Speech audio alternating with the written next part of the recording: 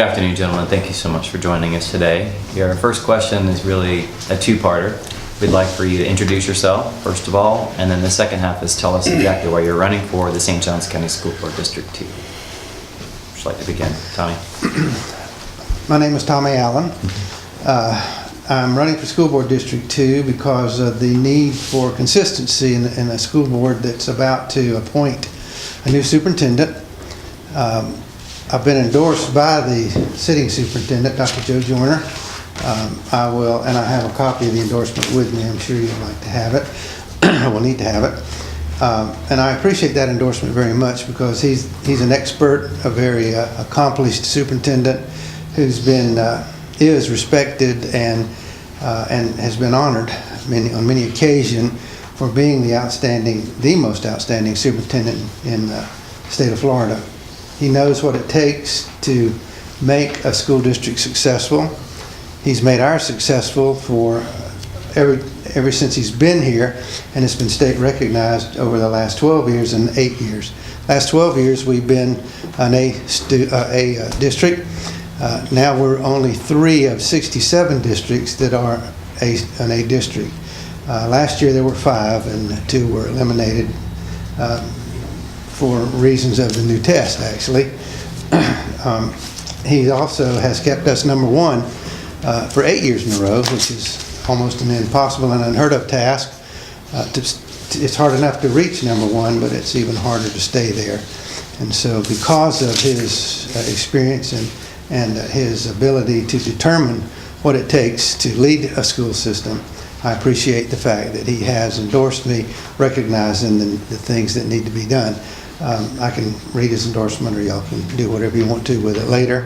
But that's another reason that I'm running, because he feels the need for consistency. And it's true, he made this statement when he came years ago, that he came for several reasons, one of which we had a consistent school board working to make education better in St. Johns County. And now that we're in the search for a new one, it's going to be important because we want the best we can get. And the superintendents are going to be looking at candidates, are going to be looking at us as much as we're going to be looking at them. And so if we want the best, if we have a consistent some consistent groundwork for them to come to, they will be more apt to choose us and come and step into a very big pair of shoes to step into. The other reasons I'm running is to keep us number 1, to keep the consistency of the board. The decisions that we make are not my decisions, they're our decisions. It takes at least 3 board members to agree to pass any type of or approve any type of business that has to be done, whether it be curriculum or procedure, whether it be purchasing property, building schools, etc. We all have to agree, and so it's very important that we as a board work together and come together on agreement for the things that it takes to make our system better. And the question could very well be, well, do I have a plan? And yes, I do. It's here with me if you'd like, but I'm not going to take the time to read it.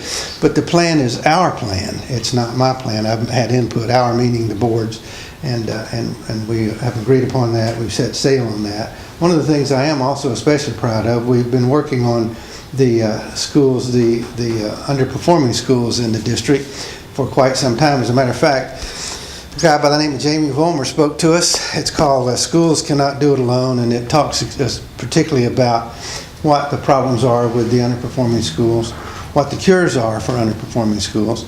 And he was a very anti-education businessman until he began to do his research, and he found that it takes quite a bit to right the wrongs that have been assumed to be right. We as board members cannot do anything individually. We serve our public when we sit at the board as a group, along with the superintendent. Our policies, and I'll get back to where I start in just a minute, but the law says that the superintendent recommends and the board approves everything that we do. So we as board members participate. We do some research, and so the research that has been done, one I've been working on especially, has created the agreement with Flagler Hospital, St. John's River State College, community schools, and St. John's district schools. The memorandum of understanding is a 25-year agreement that will be working to help bring this. We're going to start with Southwoods Elementary, and then also we will be working with Webster to help bring those two schools back up, particularly with a focus on health. That's why Flagler Hospital is involved as well, not only physical health but mental health, focusing on parental assistance, teaching parents how to help their children in the evening, because research has told us that one of the main ingredients for student success is parental involvement. And so we're going to be working with parents, trying to teach them through this, and then there's some more things that have come about. So I don't want to belabor the point any further, but there are many more pieces to the plan. I'm sure We'll get talk to about parts those. of Let's let balance. John do his introduction. We'll get to your John, programs. just an introduction, then why you're running for this. Okay, absolutely, thank you. Well, I'm running for school board because I just raised my son through the whole system, and he just started college. And I've lived here in St. Johns County for 26 years. And I just helped my son get through all of the schooling, and he's in his second year of college right now. And I'm familiar with all the schools in St. Johns County. And the main reason why I'm running is because the performance for District 2 schools, for the District 2, which I'm running for right now, which has been held by, again, Mr. Tommy Allan for many years, the schools have not been increasing in performance for the past 8 years. And that concerns me. I'm very serious about providing quality education. I was active in the PTO when my son was going through school. Right now, I run 2 businesses, and I want to see children excel to the point where they're successful. And the school system is very important. I have the reports going all the way back from the Florida Department of Education for the past 5 years that show the District 2 schools, and as a matter of fact, the schools around the greater St. Augustine area need a little bit of extra help, a little bit of love, but better planning and support. The school that Mr. Allan mentioned, Webster, just has performed as a D level, and it went down from a C level. So my philosophy is do it now and create a strong, successful plan now, and don't let the schools in your district languish and operate at D and C and B levels when schools throughout the county, other schools in all the other districts, are performing at higher levels. That concerns me, and that's why I chose to run, to be quite honest, is to be hands-on, to help those schools that are underperforming, and to provide that leadership that I believe is sorely lacking. And that's what it is. It's time for a renewed focus, and it's time for a change with somebody who could kind of lead in the right direction. Thank you. Before I ask a question, I want to make a point here with people watching that we've done interviews this week, but they've been with candidates who actually technically will go into the general election because there's a write-in. But I think it's important for the viewers to know that this election will absolutely be decided in the primary. Absolutely, and all voters can vote. Again, this is a nonpartisan race. Absolutely. So it's not for Republicans, it's not. Right. It's for everybody. So it's something that everybody can get into. Correct. Thank you. One thing I think before we start, because the school board is different than other ones because it's a district only vote, it's a voting within the district, but because a lot of what John's talking about underperforming schools, and can you tell us what district, explain to them, either one of you, both of you, where District 2 is and what it consists of? Absolutely, and I'd like to do that. I provide you all with a packet of information because I feel it's important. In your packets of information, I included a map, okay? Because again, it's important to see District 2 is actually the largest district. It's the yellow area. And it goes all the way down from Flagler Estates in the south, which is very working class, lower income, families that are productive families making it in mobile homes predominantly. It goes all the way up through the World Golf Village and all the way up to County Road 210. That includes the golf course communities, the commuters that are driving to Jacksonville every day. But that is District 2, and it goes from what I say very working class families all the way up to families that you might consider in. And again, the interesting thing is around the greater St. Augustine area.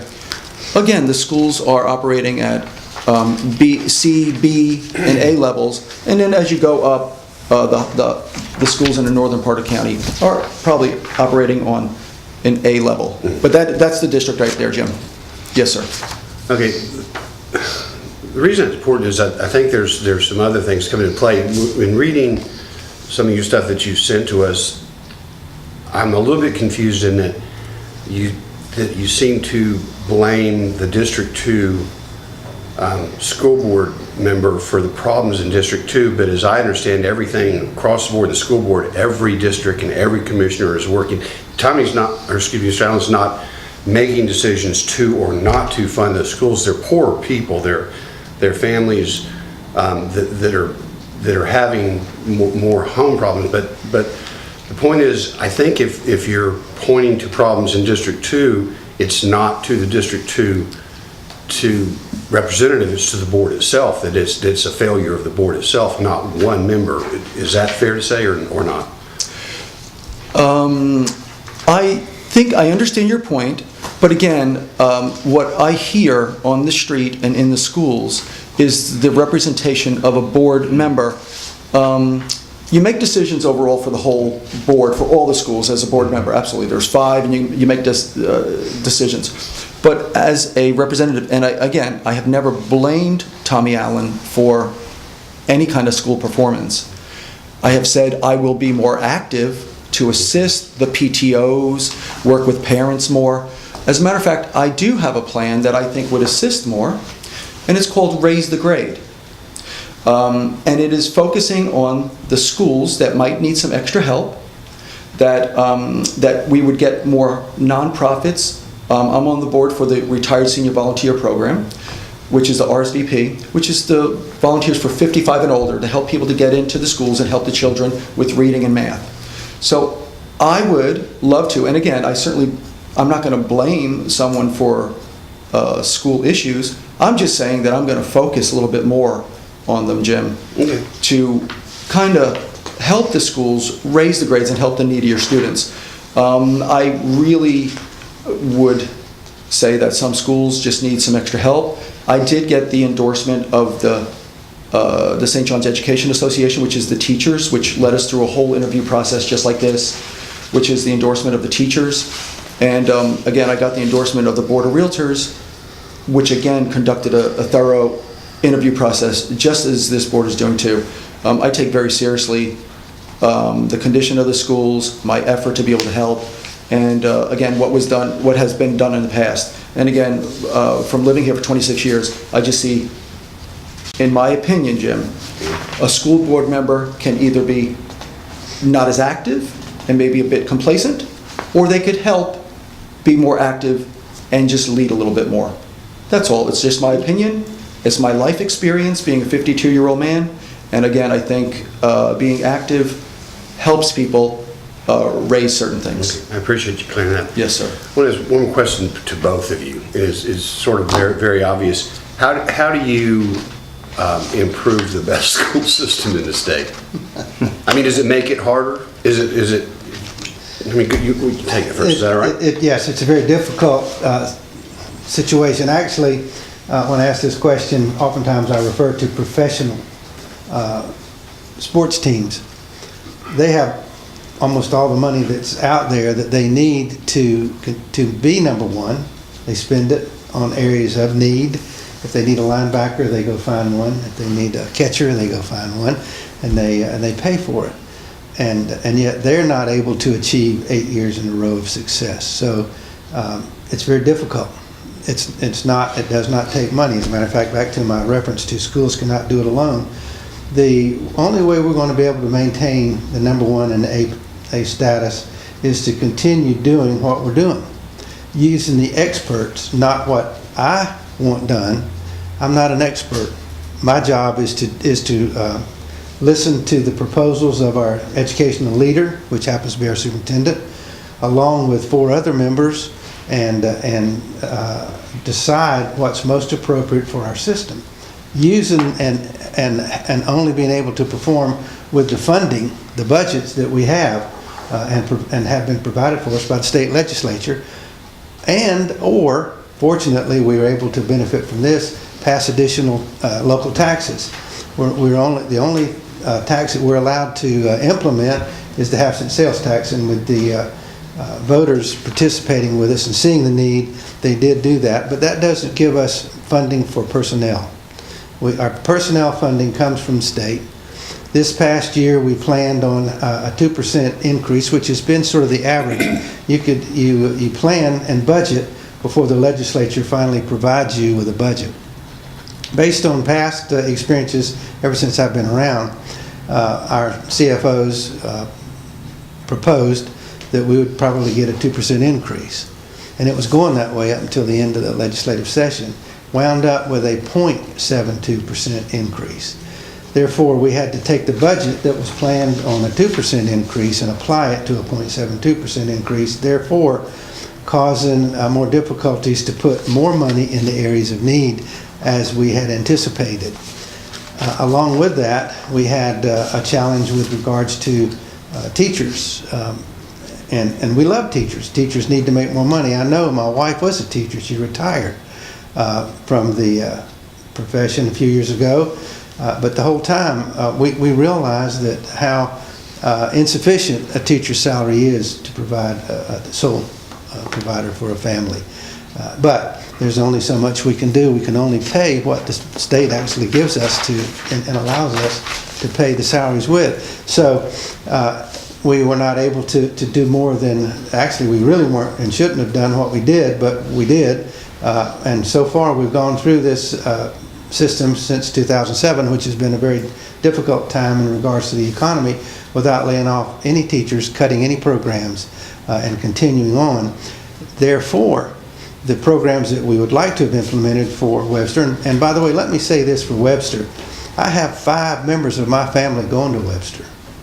I work hard for the district, and I don't always do it out front. I do it in places where some folks don't see it, and that's not my way of work anyway. I do it when I feel like it needs to be done. We talk with superintendent. We talk to members of the community, and we talk, of course, to our family members.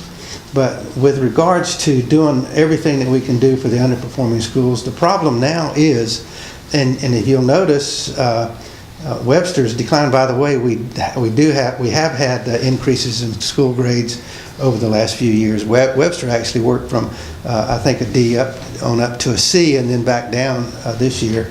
And another thing that needs to be remembered with regards to the test, not only did Webster drop, but some of the other schools in the district dropped to letter grade, and many districts over the state dropped to letter grade because this is a different test.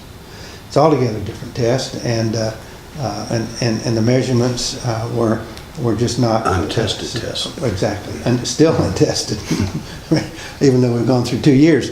But the plans are there, the desire is there, the love for the teachers are there, and the fact that we got rewarded, Webster got rewarded for being a D school, which makes absolutely no sense. And we've said this ever since we've had money for the A performing schools.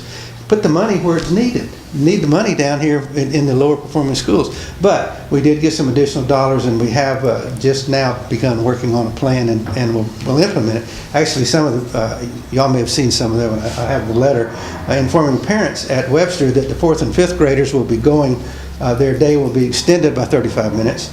The 1st, 2nd, and 3rd graders' reading time, the problem is reading. And my wife, as a 1st grade teacher for many years, would come home at the very beginning of school, and she'd say, Tommy, kids don't even know how to hold a book that come to me. And so they've not been read to, they've not had time, but you can't blame the parents for that altogether, because a lot of them are single parent families. Both parents would be working, some 2 jobs, and they just didn't have the time. So now we've begun a plan that will help in that area, that will help teach parents how to teach. We'll provide extra tutors where there's needed to be extra teaching to be done, and especially in the area of reading. If you can't read, you're not going to be able to do anything else the rest of your life. You can't do math easily. At least you can't read the math problem. And science is going to be almost out of the question. By the way, I don't know if y'all remember this or not, but we had, I'm pretty sure this was it, and this is just coming off the top of my head, one of our seniors in the science fair, in the high school, go to international competition, which is fantastic. So we're doing things at the right times in the right place. And you've probably seen some of our statistics with regards to when, I'm going to use specifically the African American male, when he comes into, on average, when they come into high school at 9th grade, his score is about 68 points. And then when he gets ready to graduate, it's moved up to 86, the largest increase of any of the other ethnic groups or groups by gender. That's the largest increase. And so what we're doing is working. We've got to get some parents to help. It's got to be done before the child comes to school if we're going to get any better. That same philosophy is in football. That's why Pop Warner League started. You know, you can't have professional football players learn how to play football at 9th grade. But we can't do it alone. We've got to have some help. John, we got to get through several questions. Okay. John, how do you improve the best school district in the state? Yes, and I'm glad you asked that question. We do have the best school system overall in the whole state. But the district that I'm running for is the lowest performing out of all the 5 districts in the best school district. In my opinion, there are all the teachers, we have the best teachers in the whole state. This county has the best teachers. That's why people want to move here. As a matter of fact, this #1 school district and the teachers drive the economy of the real estate community and drive the whole economy of St. Johns County because of the school district. My point, Jim, is this, and everyone sitting at this table, the district I'm running for is the lowest performing schools, and I can create a plan that can be a little bit better, working with nonprofits, working with the students that need extra help, extra reading and math help, working with retired senior volunteer program, Big Brothers Big Sisters, having the sheriff's office go in with their Explorer program, have Boy Scouts and Girl Scouts go in, provide more stability, more support, have Epic Community Services with their mentor program go in. And again, I've chosen to run because for the past 6 years in this district, as well as intentioned as Mr. Allan is, just more needs to be done. Jim, you're right. It's the #1 school district in the state, but I'm running for the school district, District 2, that needs some extra love and extra help. Okay, understand. Yes, sir. What are the specifics on what can be changed or done better? I mean, what ideas do you have in mind? Well, right off the bat, there's a plan. I've lived here for 26 years, and I'm very familiar with many of the nonprofits, and I touched on it just answering the end of Mr. Sutton's question. There's schools in District 2 that are performing well. A schools, they're great. I want to tell you the disparity in some of the schools in District 2 and some of the greater St. Augustine, around the greater St. Augustine area. There's some PTOs and PTAs that when they do a fundraiser, they have 50 to 100 parents that show up to a fundraiser and they raise $10,000. There's some schools that they can't get 10 parents to show up to a PTO, a fundraiser or a meeting. Is it fair to assume that the better turnout and the better fundraising is done in the more affluent communities? Is that, Absolutely. so how do you fix that in a poorer community? Well, I think it's just more attention. And that's why I've chosen to run. I have a plan to be more active in the schools, to work with the PTOs and the PTAs, to get more volunteers and some more mentors in there. And like I said, I'm terming it raise the grade right now, but it really is just a plan kind of just to give more attention and more love on the schools that might need it. And again, it's representative by the Florida Department of Education list that grades all the schools, but it's also indicative of the reading and the math levels that's given. But it's getting more volunteers in there, more mentors, maybe assisting with the schools that need extra help. Epic Community Services has a good program, retired senior volunteer program that I'm on the board of. They have mentors and volunteers that go in and literally sit with the students. I'd love to have those volunteers sit and use the guidance counselors and the principals to actively seek out the children that need extra help with reading and math. So I think a program that does that a little bit more focused, a little bit more planning, would go a long way, to be quite honest, to help these students. And again, with my experience for living here for a long time, knowing the community very well, these schools have been languishing for the past 6 years, at least, as shown by the grades. They haven't gotten better. As a matter of fact, they've either been stagnant or they've gotten worse. Webster Elementary School is a D school. It just needs some extra love, support, and focus. Those children deserve every bit of good as education as a school in Ponte Vedra or Julington Creek. It just would need a little bit more adult guidance and to work with actually the parents and the neighborhood, to be quite honest. I used to be a past county commissioner. I just had a meeting yesterday with Ben Coney, who's in charge of housing at St. Johns County. He has some programs that are grant operated, that can be gotten by a joint effort with the school board and the county applying for grants for underserved neighborhoods. There's a way to do it. It just would require a little bit more focus. Okay. Anything there, would you like to respond to that? Yes, I'd like to, first of all, I'd like to say John is on target in terms of needed help for the students, and that's how we've been able to move them forward and graduate them when we do graduate them at a very high level. But the problem is at the cradle, starting until we get them to school. They start behind, and once they start behind, the students never really catch up with those who already know how to read. So our desire is, and it's being put in place now with this new system that we've just gotten a grant for, actually. Is that the Cradle for Career? Cradle for Career. I just want to make That's it. sure. Mhm, Okay. exactly. Cradle for Career. But we're going to be using certified teachers.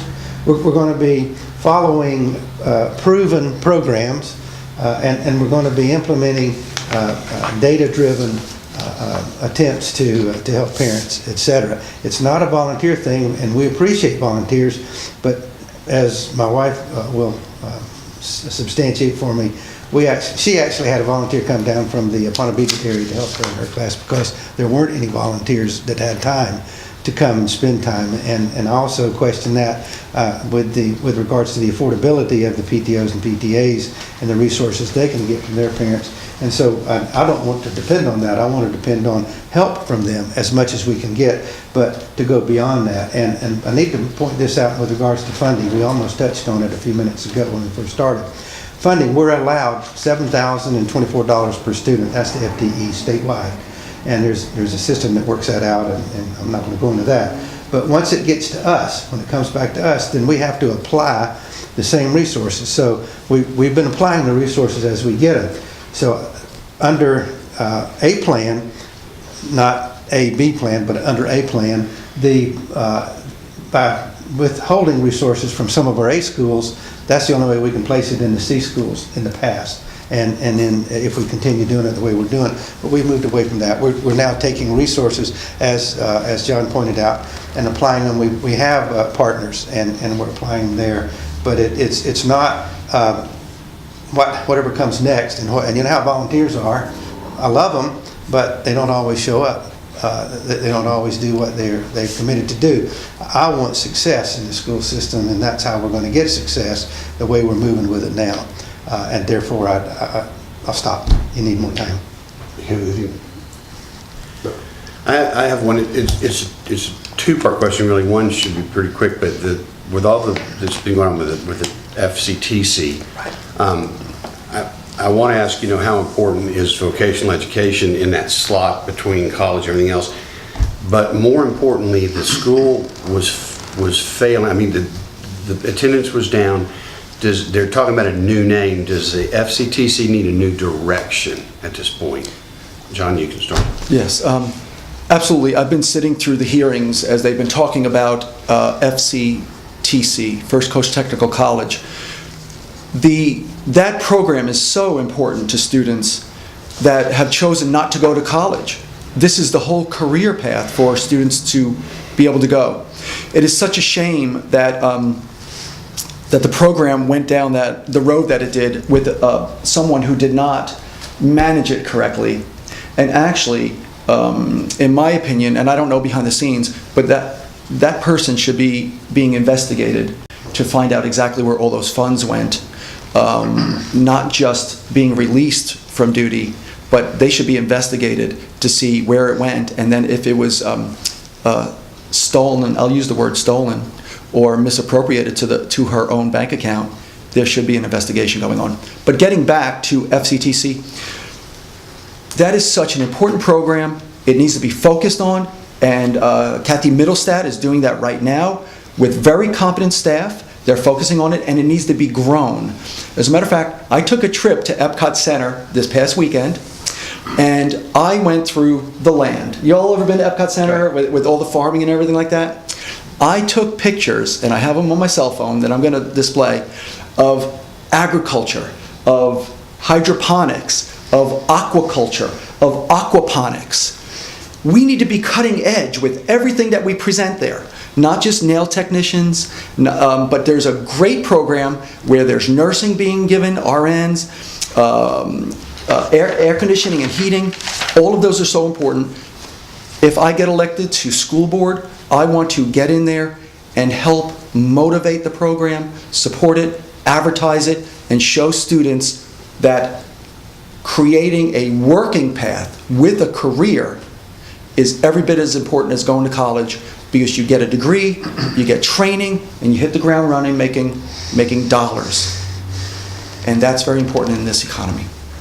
Thank you. Mm-hmm. Yes, sir. Mr. Allan? We're doing it. Right now, we're doing it. I've been approaching and have approached the Future Farmers of America to come back into St. Johns County. Made a little bit of progress, but not a lot. And the hope is that they'll come back. But actually, First Coast Technical Center was its name when I went there, and I used it as an adult, and I think that's also a major part of the need for First Coast Technical Center. We need to be training air conditioning folk. We need to be training carpenters and masons. We do have a good program at Pedro Menendez, but we need to teach some homeowners. I use some of the knowledge that I gained there to build my own house. But more importantly, I used it to transition from Florida Power and Light Company into my own business in horticulture. And that's been a big help. So therefore, and I had a young person call me just about a month ago and want to know what were we offering at night for air conditioning technician, because they're working during the day and they can't go during the day. We weren't offering any night courses. That's one of the goals I hope to see us go back to. It was doing very well and a great job up until it went to a charter school. And the charter school, after a while, the direction changed. I expect and look forward and hope to see it go back to where it was, but also step into the future and do what we can. And just one quick follow-up, because it occurred to me. The FCTC program is so important. It's also, and also going along the lines of paramedics, EMTs, all of that. Because, Jim, that's what the American dream is based on. Work, getting a trade, getting a skill, getting out there, getting a job, and it's right there. It just can, there is so much potential there. We just need to help step in there and make it flourish. Okay. That, I agree. This may be a softball, but do y'all want to tell us what you think about charter schools? What you think about the charter school system in The charter the school state? system is good where it's needed. It was designed and proposed by the legislature to fill the gaps of public schools. Certain areas of need that we don't. For example, years ago, we used to send some of our hearing impaired students to Jacksonville because we didn't have the facilities or the ability to provide it. That's changed now, but that's what the charter school was set up for.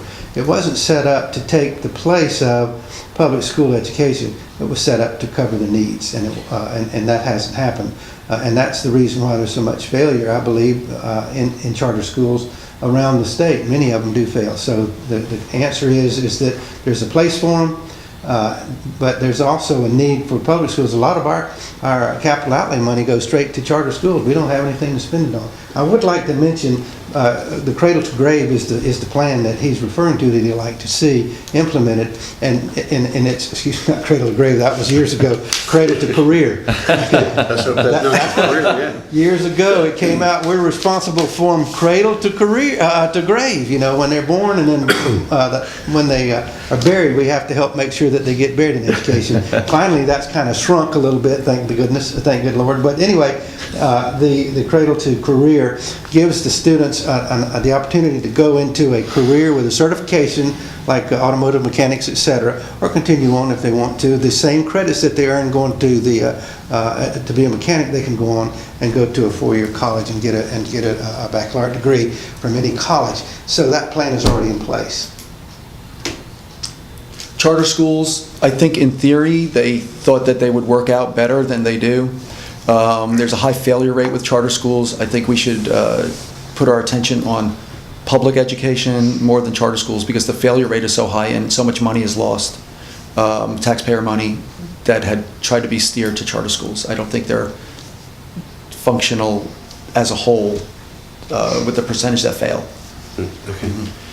I have just really one more question, but and what are you both still working outside of the school? I mean, with full-time positions. You mentioned you two. What exactly are you doing right now, John? Well, what I do is I have my state mortgage license, and I focus on VA loans and reverse mortgages.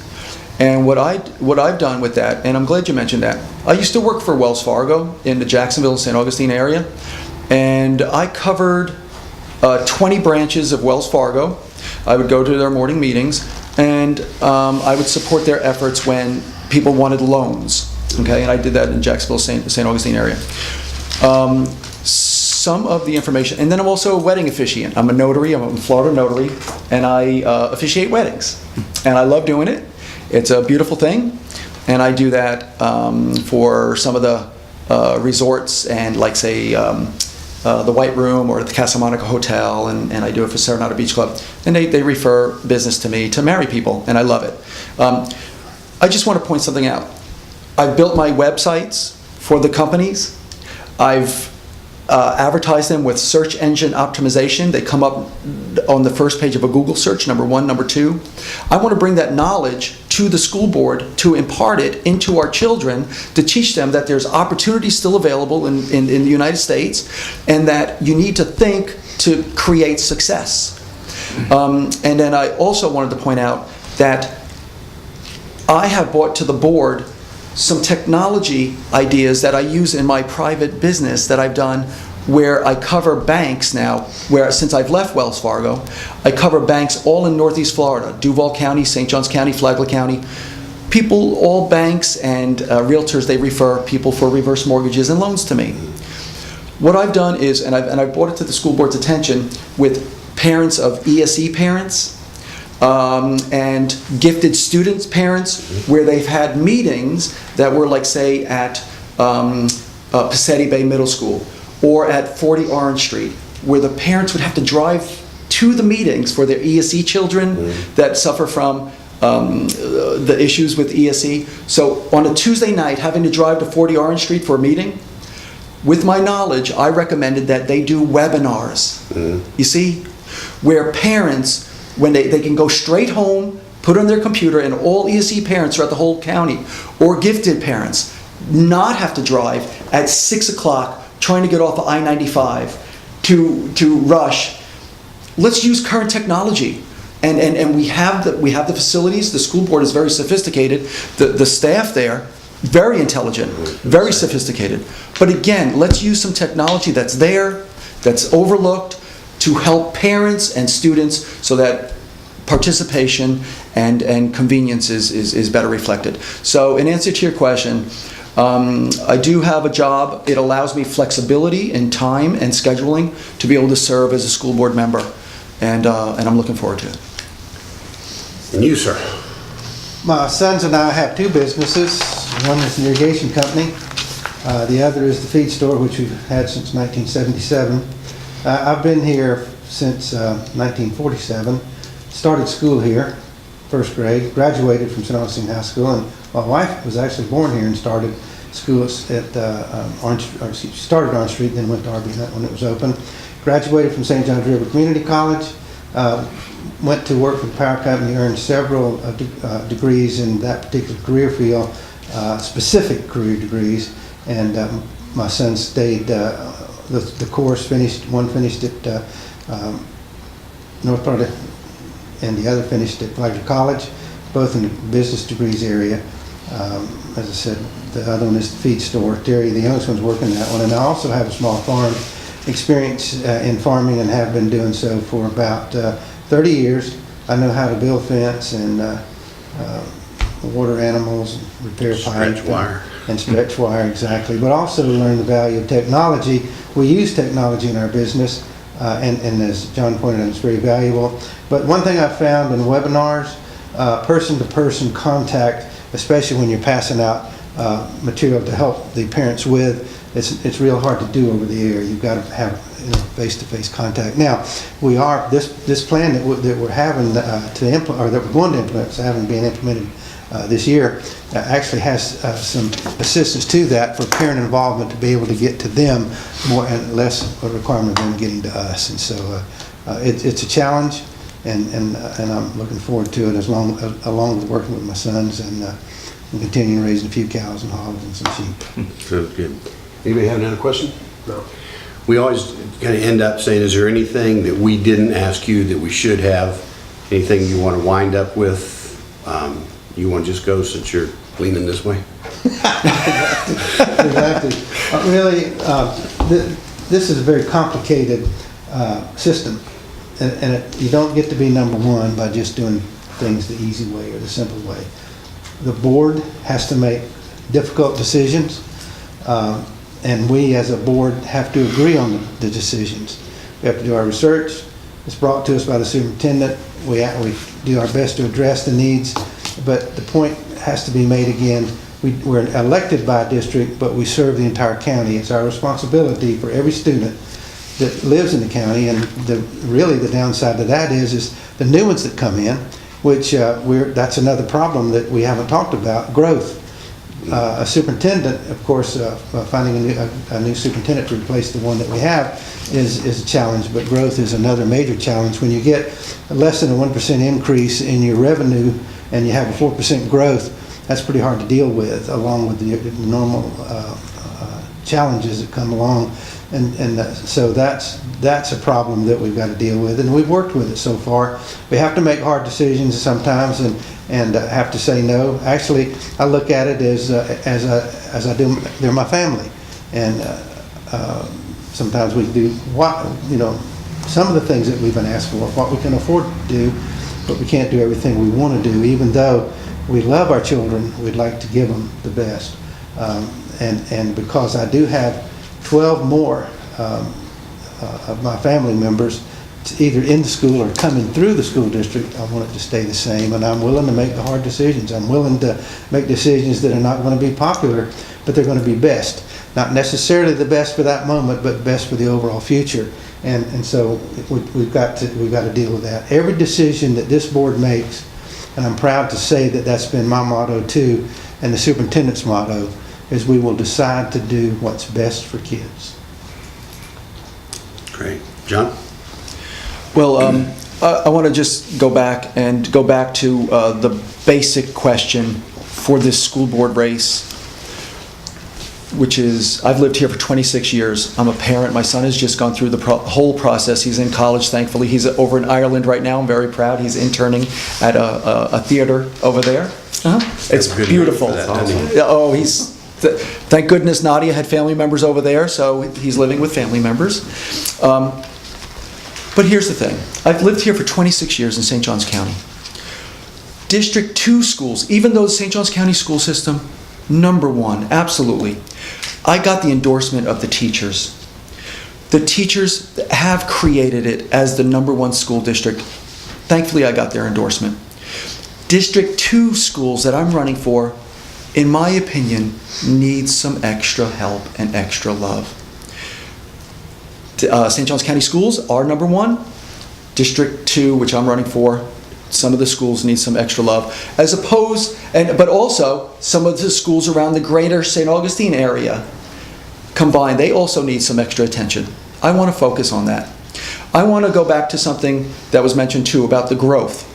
I've been following the school board, the superintendent search.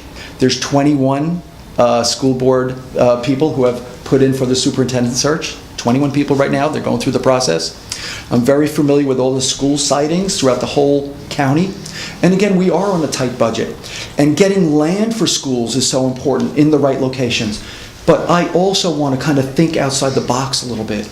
Where we look at the land that's being proposed, but we say, are there other services that are needed on this scarce land that cost dearly with taxpayer money? So is a library needed, like in the World Gow Village? So can a library be co-sited on the land of a school that saves money?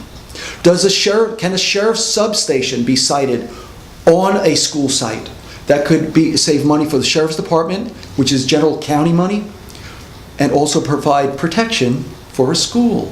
You see? But again, co-locating needs. And that would be sitting down with the county commissioners, looking at school siting and usage for a library, such as maybe in the World Gow Village, and also coming up with new ideas for saving taxpayer money with the school system, such as this, Jim. We're citing new high schools now. Land for a stadium is so important, but valuable. So what about co-locating and sharing football stadiums like other communities do, like in New Orleans and other states where land is scarce, where some games are played on a Thursday night or a Friday night or a Saturday night, and maybe 2 or 3 high schools share the same stadium where it's cost savings. So it's just looking at new ideas, not being stagnant or complacent, and just listening to people's ideas as they come forward, and just kind of thinking outside the box a little bit. All right. Well, I've got to reply to that. Sure. Stadiums and sports complexes are not paid for by taxpayers. The original sports field is, and some bleachers are, but from then on, it's paid for by the money raised through the parent support teams, and that's been I think that's a state law, actually. And the reason I know that for a fact is that a few years ago, I think it was Brevard County down south, allowed the stadiums to be built by the parent groups, and that they were taken to court under Title IX saying that this is illegal because you don't have the equal stadium and equal facilities for your girls. And the school district's position was, well, we didn't do it. And they lost because they're responsible for equal opportunity type things. So the taxpayers then the taxpayers started spending money for the school, the facility of school. The second thing is what I'm hearing now is what I've been afraid of since we adopted, actually passed the single member district, that eventually we would come into a representative representing his district only. And that's sad and that's dangerous.